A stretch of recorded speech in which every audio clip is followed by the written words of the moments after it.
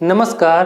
पिछले वीडियो में हमने बताया था कि विश्व के प्रमुख झीलों के बारे में। आज हम समझेंगे कि इंडिया के जितने इंपॉर्टेंट लेक्स हैं उनको हम एक एक करके मैप के थ्रू समझेंगे।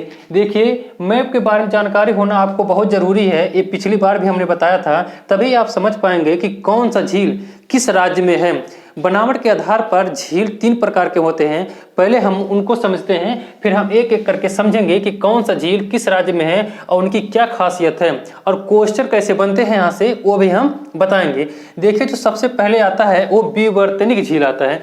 विवर्तनिक मतलब जो अपने आप परिवर्तित हो जाए। जैसे मान लेते हैं ये नदी है और काफ़ी सालों बाद, यानी ये हजारों करोड़ों साल बाद ये नदी धीरे धीरे ये बहती हुई आती है और ये सट जाती है। फिर ये जो हिस्सा होता है ये कट जाता है। इसी को हम विवर्तनिक झील बोलते हैं, यानी जो अपने आप परिवर्तित हो जाए। इसी का नाम होता है गोखुर झील, यानी ये गोखुर झील में परिवर्तित हो जाता है। एक आता है लैगून झील।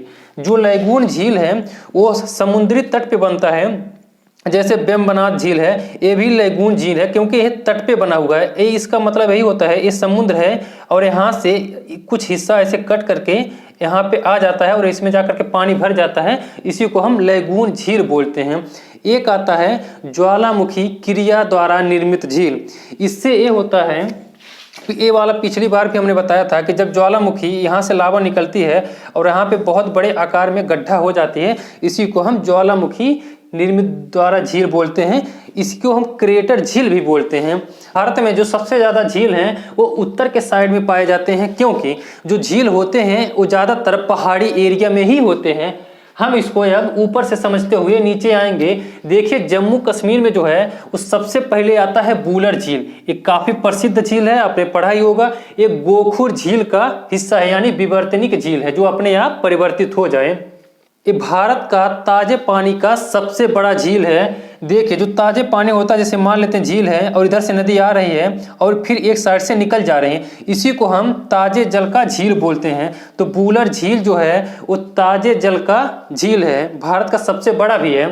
और क्वेश्चन आपसे ये पूछता है कि जो वुलर झील है उसमें कौन सा नदी समाहित होती है, तो ये आ जाता है झेलम नदी। ध्यान रखेंगे, झेलम नदी। उसके बाद से डल झील आता है, ये भी काफ़ी इंपॉर्टेंट है। जो डल झील है ये हिमालय निर्मित द्वारा झील है। हिमालय निर्मित मतलब जो झील है उसके चारों तरफ से पहाड़ है, उसी को हम हिमालय निर्मित द्वारा झील बोलते हैं। इस झील में घूमने के लिए शिकारा चलाया जाता है, जिसको हम हाउस बोट बोलते हैं। ये इतना बढ़िया होता है, टूरिस्ट काफ़ी जाते हैं यहाँ पे। पूरी एक तरह से सब्जी मार्केट, हर तरह का मार्केट वहाँ पे आपको सब कुछ फैसिलिटी मिल जाएगा।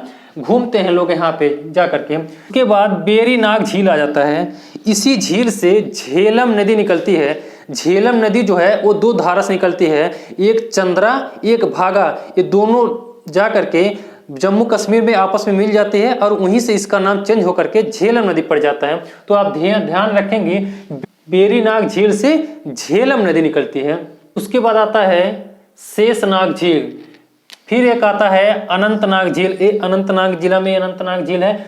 सोमोरिरी झील, ये भी काफी इंपॉर्टेंट है, क्वेश्चन पूछा हुआ है। सोमोरिरी झील। अगला है मानसबल झील। ये काफी मोस्ट इंपॉर्टेंट है, कई बार पेपर में पूछ चुका है कि मानसबल झील किस राज्य में है। ये जम्मू कश्मीर में है। एक है नागिन झील। अगला है पेंगोंग सो, यानी पेंगसो लेक साइट में बोला जाता है। ये भारत और चाइना में विवाद है।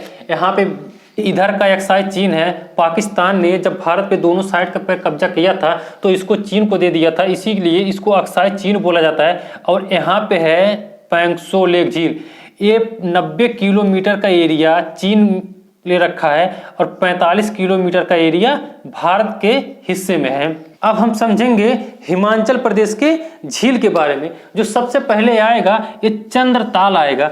ये हिमाचल प्रदेश के लाहौल स्पीति में है और ये ताजे पानी का झील है। उसके बाद से आएगा आपका सूरजताल झील। ये बारालाचा दर्रा जो है उसी के बगल में है सूरजताल झील, ये भी ताजे पानी का झील है। उसके बाद से देखिए, काफी इंपॉर्टेंट और कई बार क्वेश्चन पूछ चुका है, रेणुका झील किस राज्य में है। हिमाचल प्रदेश में है और ये सिरमौर जिला में है। हिमाचल प्रदेश के सिरमौर जिला में है रेणुका झील। ये भी ताजे पानी का झील है। और यहाँ पे एक चिड़ियाघर है जो लायन सफारी के लिए प्रसिद्ध है। अगला आपका आएगा मच्छियाल झील। मच्छियाल झील भी हिमाचल प्रदेश में है। अब हम समझेंगे उत्तराखंड के झील के बारे में। जो सबसे पहले आएगा ये नैनीताल आएगा। ये भी ताजे पानी का झील है और जितने उत्तराखंड में झील हैं ये सब हिमालय निर्मित द्वारा झील है, यानी झील के चारों तरफ पहाड़ी एरिया है, उसी को हम हिमालय निर्मित द्वारा झील बोलते हैं। तो ये आएगा नैनीताल, देवताल, ये भी ताजे पानी का झील है। उत्तराखंड में जितने झील हैं लास्ट में जरूर ताल लगा रहता है, आप समझ जाएंगे कि वो उत्तराखंड का ही है। कुछ में है जैसे चंद्रताल ये हिमाचल प्रदेश का है। 2-4 पॉइंट अगर आप याद रख लेंगे तो हिमाचल प्रदेश और उत्तराखंड का बड़े आसानी से झील याद हो जाएगा। तो आप देखेंगे एक आएगा नैनीताल, फिर देवताल, राकसताल, ये भी काफी इंपॉर्टेंट है, भीमताल, फिर सातताल, खुरपाताल, ये भी कई बार क्वेश्चन पूछ चुका है। खुरपाताल, रूपकुंड भी काफी इंपॉर्टेंट है। एक नौकुचिया ताल आता है, एक डोडी ताल आता है, ये ध्यान रखेंगे। अब हम समझेंगे सिक्किम के झील के बारे में। देखिए यहाँ पे एक आएगा सोंगमा झील और जो सबसे इंपॉर्टेंट है वो आता है चोलामू झील। चोलामू झील ये काफी इंपॉर्टेंट है और भारत का सबसे ऊंचा झील है। ये 18,000 फीट की ऊंचाई पे है।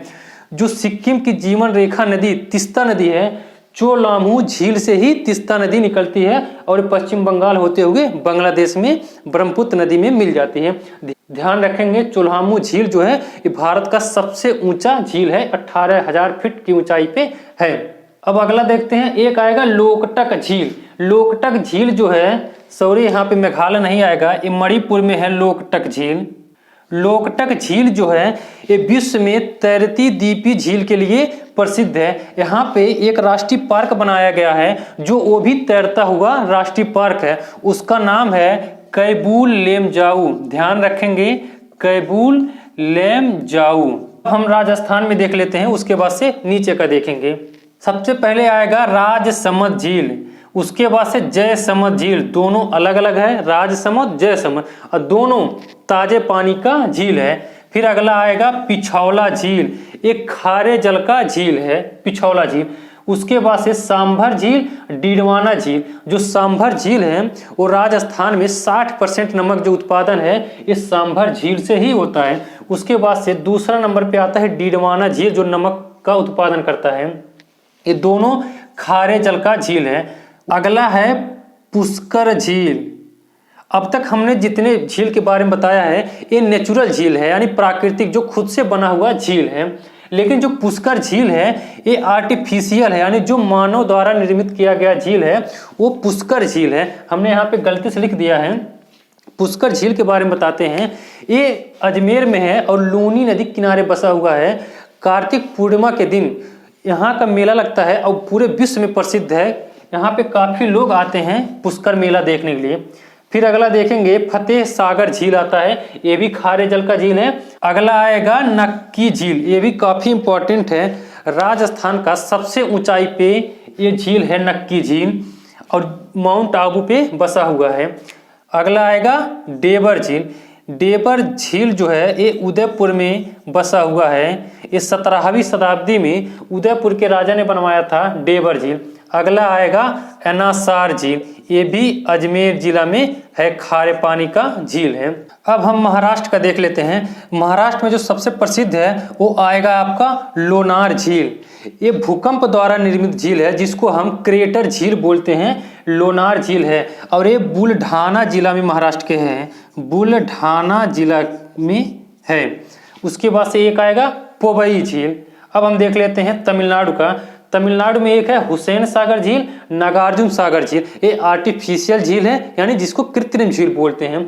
अच्छा, जो कृत्रिम झील बनाई जाती है वो जो बांध होता है बांध के पीछे बनाया जाता है, यानी नदी किनारे जो पानी इकट्ठा होता है कुछ पानी इसमें स्टोर हो जाए झील में, इसीलिए हर बांध के पीछे एक झील बनाया जाता है। अब हम देख लेते हैं उड़ीसा का चिल्का झील। चिल्का झील भारत का सबसे बड़ा झील है और भारत का नौसेना प्रशिक्षण केंद्र भी है। ये खारे जल का झील है और ये लैगून झील है। लैगून झील जो होता है इसको हम अनूप झील भी बोलते हैं। अनूप झील हमने बताया, इसका कुछ जैसे इधर पानी भरा रहता है और इस साइड थोड़ा सा कटा रहता है, इसमें आके पानी भर जाता है, इसी को हम लैगून झील यानी अनूप झील भी बोला जाता है। अब हम देखते हैं आंध्र प्रदेश के झील के बारे में। सबसे पहले आएगा कोलेरू झील। ये झील जो है एक कृष्णा नदी किनारे बनाया गया कोलेरू झील है। अगला आएगा पुलिकट झील। ये लेगून झील है पुलिकट झील, और एक खारे जल का झील है। अब हम देखेंगे तमिलनाडु के झील के बारे में। सबसे पहले आएगा कोडाई कनाल झील। देखेंगे यहाँ पे कोडाई कनाल झील। अगला आएगा बिरानग झील। फिर एक आएगा चेम्बरम मक्कम झील। अब हम देखेंगे केरल में जो झील है वेम्बनाड झील है, काफी इंपॉर्टेंट है वेम्बनाड झील। और एक जो केरल के कोच्चि बंदरगाह है उसी के बगल में है वेम्बनाड झील, और एक खारे जल का झील है। अगला आएगा अष्टमुदी झील, ये भी खारे जल का झील है। हाँ, ध्यान देंगे जो शास्तम कोट्टा झील है ये ताजे जल का झील है।